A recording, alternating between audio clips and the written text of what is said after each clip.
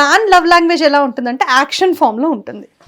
Women love language always in expression, communication she expects.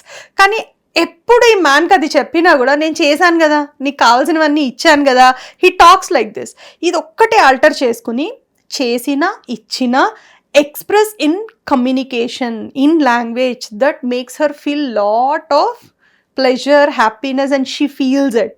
That makes her feel very secured in the relationship. కాబట్టి అది చాలా important. Okay, అంటే expression in what way అంటే appreciate her what ever she does. Okay, దాని తర్వాత అంటే తను చేసిన పనిని రికగ్నైజ్ చేయాలి, acknowledging it, appreciate her beauty. తను ఏ ఏజ్లో ఉన్నా ఎలా ఉన్నా మీరు కాకపోతే వేరే వాళ్ళు అప్రిషియేట్ చేస్తారు, దానికంటే మీరు అప్రిషియేట్ చేయడం చాలా better. That's important. Third thing ఏంటంటే how much you love her. నీకు తెలుసు కదా నేను ఎంత లవ్ చేస్తానో అని అనడం కంటే తెలుసు, కానీ always keeping it lively, those butterflies in your relationship is more important.